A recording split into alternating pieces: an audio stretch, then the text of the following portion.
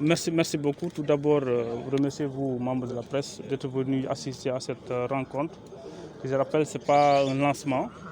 Ça entre dans le cadre de la formulation du projet, donc après quelques mois de réflexion, mais aussi de rencontres, de consultations dans la région, dans les différentes régions d'intervention, à savoir Ziguinchor, Kolda et Sédhiou, et les services techniques, mais aussi les ONG qui sont dans la région de Ziguinchor, et les collectivités territoriales, l'équipe du projet est venue aujourd'hui dans la région de Ziguinchor pour rencontrer les acteurs, mais aussi présenter les résultats de ces consultations, pour recueillir leurs observations, leurs avis, pour essayer de formuler, de se fixer sur les différentes composantes de ce projet.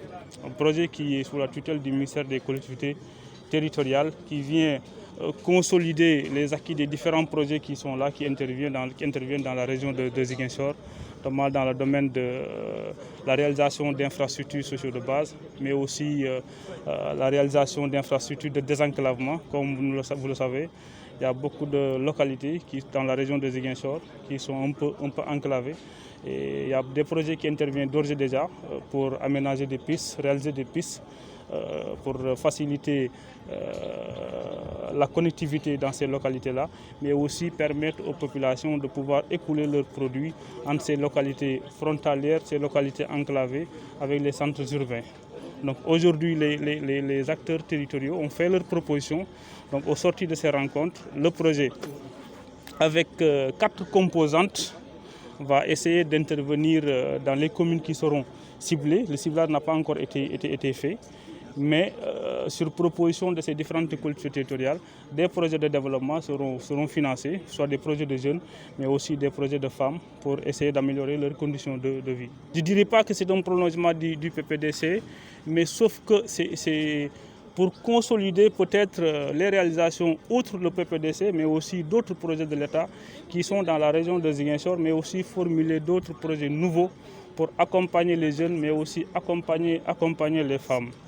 Et appuyer aussi les collectivités territoriales dans le domaine de la gouvernance locale, mais améliorer aussi l'accès des services pour ces populations-là, surtout dans les zones un peu éloignées, dans les zones un peu enclavées. Je ne dirais pas d'imperfection, parce que aussi nous sommes félicités des actions du PPDC. C'est grâce même aux réalisations du PPDC que nous avons ce projet et que les mêmes acteurs qui ont conduit le PPDC ont été retenus pour mettre en œuvre ce projet.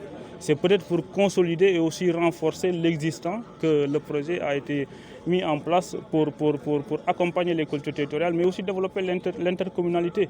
Parce que aussi, le projet va intervenir que dans la Casamance, dans les 3 régions de la Casamance, et appuyer les collectivités territoriales dans une démarche participative, dans une démarche inclusive pour améliorer les conditions de vie des populations.